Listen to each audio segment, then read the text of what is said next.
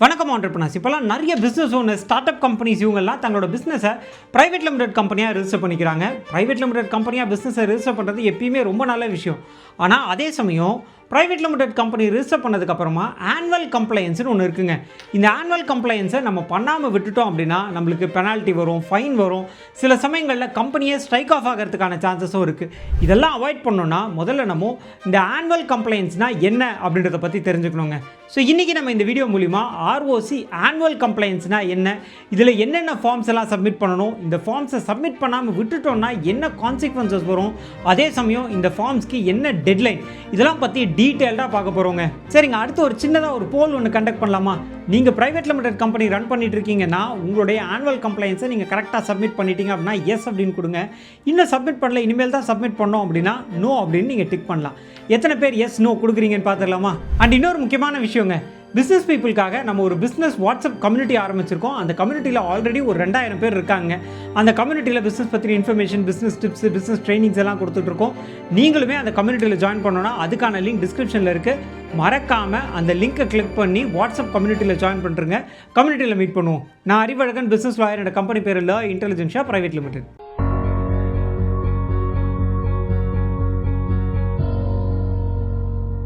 முதல்ல ROC annual compliance அப்படின்னா என்னன்னு பார்த்துடலாங்க. ஆர்ஓசி இது நம்ம எல்லாருக்குமே தெரியும், ரிஜிஸ்டர் ஆஃப் கம்பெனிஸ். இந்த ரிஜிஸ்டர் ஆஃப் கம்பெனிஸ் கீழே பதிவு பண்ணக்கூடிய ஒரு வகையான நிறுவனம் தான் பிரைவேட் லிமிடெட் கம்பெனி. இப்படி தங்களோட கம்பெனியை பிரைவேட் லிமிடெடாக ரிஜிஸ்டர் பண்ணதுக்கப்புறமா ரிஜிஸ்டர் ஆஃப் கம்பெனிஸ்க்கு தங்களுடைய டிரான்ஸ்பரன்சி, அதாவது கம்பெனியில் நடக்கக்கூடிய எல்லா தகவல்களையும் டிரான்ஸ்பரண்ட்டாக ஆர்ஓசிக்கு சப்மிட் பண்ணோங்க. தங்களோட கம்பெனிக்கு எவ்வளோ வரவு, எவ்வளோ செலவு வந்திருக்கு, இதான் எங்கள் கம்பெனியோட ஃபினான்ஷியல் ஸ்டேட்மெண்ட்டு, இவங்கெல்லாம் எங்களோட கம்பெனியோட டைரக்டர்ஸ், எங்கள் கம்பெனிக்கு இவ்வளோ கடன் இருக்குது, இப்படி கம்பெனி பற்றின எல்லா தகவல்களையும் வருஷம் ரிஜிஸ்டர் ஆஃப் கம்பெனிஸ்க்கு நம்ம சப்மிட் பண்ண வேண்டியிருக்கும். இதை தான் நம்ம ஆர்ஓசி ஆனுவல் கம்ப்ளைன்ஸ் அப்படின்னு சொல்கிறோங்க. இந்த ஆர்ஓசி ஆனுவல் கம்ப்ளைன்ஸ் அப்படின்றது எல்லா வகையான லிமிடெட் கம்பெனிஸ்க்கும் பொருந்தோங்க.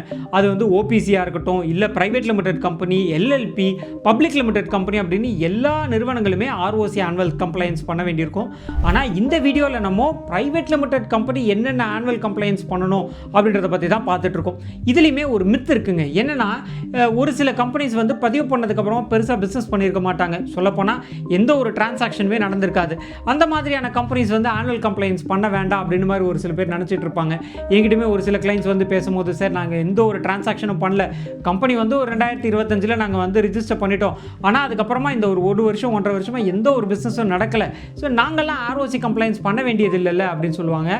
எல்லா வகையான நிறுவனங்களும், அதாவது லாபம் வருது, வரல, பிஸ்னஸ் நடக்குது, நடக்கலை, கம்பெனி நஷ்டமாகுது, எல்லா கம்பெனிஸுமே, எல்லா வகையான டிரான்சாக்ஷன்ஸ் பண்ணக்கூடிய கம்பெனிஸுமே இந்த ஆர்ஓசி கம்ப்ளைன்ஸ் அப்படின்றத கட்டாயம் பண்ணியிருக்கணுங்க. இந்த ஆர்ஓசி ஆனுவல் கம்ப்ளைன்ஸில் 4 வகையான முக்கியமான ஃபார்ம்ஸ் இருக்குங்க. நம்ம முதல்ல என்ன பார்த்துருந்தோம், ஆர்ஓசி கம்ப்ளைன்ஸ்னால் என்னன்னு பார்த்துருந்தோம். எல்லா வகையான பிரைவேட் லிமிடெட் கம்பெனிஸும் கட்டாயம் இந்த ஆனுவல் கம்ப்ளைன்ஸ் பண்ணணும் அப்படின்றதையும் பார்த்துருந்தோம். அடுத்து இந்த ஆனுவல் கம்ப்ளைன்ஸில் இருக்கக்கூடிய 4 ஃபார்ம்ஸ், முக்கியமான ஃபார்ம்ஸ் இருக்குது. அது என்னென்னன்றது தனித்தனியாக பார்த்துடலாம். முதல் கம்ப்ளைன்ஸ் AOC4. AOC4 அப்படின்றது ஃபினான்ஷியல் ஸ்டேட்மெண்ட், கம்பெனியோடைய ஃபினான்ஷியல் ஸ்டேட்மெண்ட்ஸை சப்மிட் பண்ணுங்க.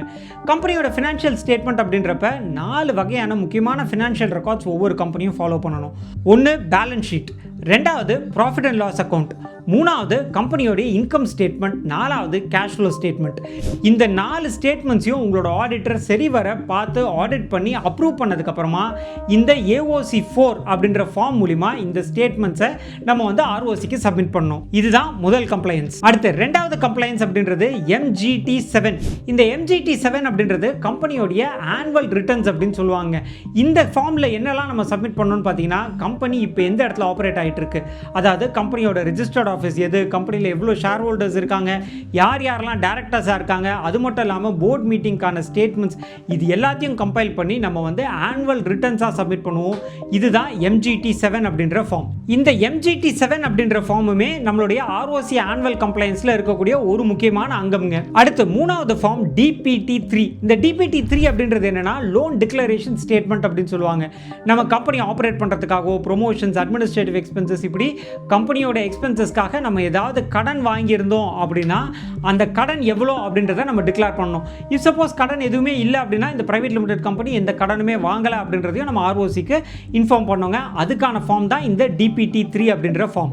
அடுத்து நாலாவது ஃபார்ம் DIR 3. இந்த DIR 3 அப்படின்றது என்னன்னா டைரக்டரோட KYC சப்மிஷனுங்க. உங்களோட கம்பெனியில் யார் யாரெல்லாம் டைரக்டர்ஸாக இருக்காங்களோ அவங்கெல்லாம் பீரியாடிக்கலாக அவங்களோட KYC டாக்குமெண்ட்ஸை ரிஜிஸ்டர் ஆஃப் கம்பெனிஸ்க்கு சப்மிட் பண்ணோம். இஃப் சப்போஸ் சப்மிட் பண்ணாமல் விட்டுட்டோம்னா அவங்களுடைய டின் அப்படின்றது டீஆக்டிவேட் ஆகிறதுக்கான சான்சஸ் இருக்குது. ஸோ அதை தவிர்க்கிறதுக்கு இந்த DIR 3 அப்படின்றத நம்ம வந்து சப்மிட் பண்ணணும். சரிங்க, என்னென்ன ஃபார்ம்ஸ் இந்த ஆனுவல் கம்ப்ளைன்ஸில் இருக்குது அப்படின்றத பற்றி பார்த்துட்டோம். இதுக்கான டெட்லைன் தெரிஞ்சுக்கணும் இல்லையா? டெட்லைன் தெரிஞ்சுக்கிட்டா தான் நம்ம பெனால்ட்டி அவாய்ட் பண்ணி ஆன் டைமில் இந்த ஃபார்ம்ஸ் எல்லாம் சப்மிட் பண்ண முடியும். என்னென்ன டெட்லைன்னு பார்ப்போம். ஆனால் அதுக்கு முன்னாடி ஒரு முக்கியமான விஷயங்க, நிறைய பேர் இப்போ தான் சொந்தமாக பிஸ்னஸ் ஆரம்பிக்கணுன்ற முயற்சியில் ஈடுபட்டிருக்காங்க. நீங்கள் சொந்தமாக பிஸ்னஸ் ஆரம்பிக்கணும்னா அதுக்கு தேவையான ரிஜிஸ்ட்ரேஷன்ஸ் என்ன, லைசன்சஸ் என்ன, அது எப்படி வாங்குறது, அதுக்கு தேவையான டாக்குமெண்ட்ஸ் என்ன, இதெல்லாம் பற்றி நம்ம ஒரு PDF டாக்குமெண்ட் கிரியேட் பண்ணியிருக்கோங்க. அந்த PDF டாக்குமெண்ட்டை நீங்கள் டவுன்லோட் பண்ணோம் அப்படின்னா அதுக்கான லிங்க் டிஸ்கிரிப்ஷனில் கொடுத்துருக்கோம். மறக்காமல் அந்த லிங்கை கிளிக் பண்ணி அந்த PDF டாக்குமெண்ட்டை ஃப்ரீயாகவே டவுன்லோட் பண்ணிக்கலாங்க. சரிங்க, ஒவ்வொரு ஃபார்ம்ஸாக அதோடைய டெட்லைன் என்ன அப்படின்றத பார்த்துடலாம். முதல்ல DPT3 அதாவது லோன் டிக்ளரேஷன் ஸ்டேட்மெண்ட். இதோடைய டெட்லைன் அப்படின்றது ஜூலை மாதம் 30ஆம் தேதி. ஒவ்வொரு வருஷமும் ஜூலை மாதம் 30ஆம் தேதிக்குள்ள இந்த DPT3 அப்படின்றத நம்ம சப்மிட் பண்ணுவோங்க. அடுத்து ரெண்டாவது AOC4. இந்த AOC4 அப்படின்ற ஃபார்மை ஆனுவல் ஜெனரல் பாடி மீட்டிங் முடிஞ்சு 30 நாளுக்குள்ள நம்ம சப்மிட் பண்ணோங்க. டிபிக்கலி பார்த்தீங்கன்னா அக்டோபர் 30ஆம் தேதிக்குள்ள இந்த AOC4 அப்படின்ற ஃபார்மை நம்ம சப்மிட் பண்ணியிருக்கணும். அடுத்து மூணாவது இருக்கக்கூடிய ரொம்ப முக்கியமான ஃபார்ம் MGT7. இந்த MGT7 அப்படின்றத ஆனுவல் ஜெனரல் பாடி மீட்டிங் முடிஞ்சு 60 நாளுக்குள்ள சப்மிட் பண்ணோங்க. டிபிக்கலாக பார்த்தீங்கன்னா நவம்பர் 29ஆம் தேதி இதுக்கான டெட்லைனாக வரும். சரிங்க, திரும்பவும் ஒரு தடவை சுருக்கமாக சொல்கிறேன். DPT3 July 30, AOC4 October 30, MGT7 November 29. இதெல்லாம் தான் இந்த ஃபார்ம்ஸ்க்கான டெட்லைனுங்க. சரிங்க, என்னென்ன ஃபார்ம்ஸ்னு பார்த்தாச்சு, அதுக்கான டெட்லைனும் பார்த்தாச்சு. கடைசியாக இந்த ஃபார்ம்ஸ் எல்லாம் சப்மிட் பண்ணாமல் விட்டுட்டோம் அப்படின்னா என்னெல்லாம் விளைவுகள் ஏற்படும் அப்படின்றத பார்த்துடலாமா? முதல் விஷயம், பெனால்ட்டி வருங்க. பெனால்ட்டி அப்படின்றது ஒரு சில ஃபார்ம்ஸ்க்கு ஒரு நாள் விட்டாலே பெனால்ட்டி வரும், ஒரு சில ஃபார்ம்ஸ்க்கு அதிகமான பெனால்ட்டியும் இருக்குது. ஸோ கிட்டத்தட்ட நம்ம ஒரு மாதம் 2 மாதம் விட்டுட்டோம் அப்படின்னாலே நம்ம 10,000 20,000 ரூபா பெனால்ட்டி பே பண்ண வேண்டியிருக்கோங்க. வருஷ கணக்கில் விட்டோம் அப்படின்னா எக்கச்சக்கமாக பெனால்ட்டி வரும். ஸோ அதெல்லாம் அவாய்ட் பண்ணோன்னா ஆன் டைமில் இந்த ஃபார்ம்ஸை சப்மிட் பண்ணுறங்க. ஸோ முதல் கான்சிக்வன்ஸ் பெனால்ட்டி. ரெண்டாவது கான்சிக்வன்ஸ் அப்படின்றது வந்து பார்த்தீங்கன்னா, சப்போஸ் நீங்கள் ஏதாவது பேங்க் லோன் வாங்க போகிறீங்க, இல்லை இன்வெஸ்ட்மெண்ட்ஸ் வாங்க போகிறீங்க அப்படின்னா பேங்கரோ இல்லை இன்வெஸ்டாரோ உங்களுடைய ROCயில் நீங்கள் ப்ராப்பராக ஆனுவல் கம்ப்ளைன்ஸை சப்மிட் பண்ணியிருக்கீங்களா, ஒவ்வொரு ஃபார்ம்ஸும் ஆன் டைமில் சப்மிட் ஆகிருக்கான்றதை பார்ப்பாங்க. இஃப் சப்போஸ் அந்த ஃபார்ம்ஸ் எல்லாம் சப்மிட் ஆகலை அப்படின்னா உங்களுக்கு லோன் கிடைக்காம போகும். அது மட்டும் இல்லாமல் இன்வெஸ்ட்மெண்ட்ஸ் வரதுக்கான வாய்ப்புகளே இல்லாமல் போயிடும். ஸோ இதுவும் வந்து ஒரு பெரிய கான்சிக்வன்ஸ். அடுத்து மூணாவது கான்சிக்வன்ஸ் அப்படின்றது ஸ்ட்ரைக் ஆஃப்.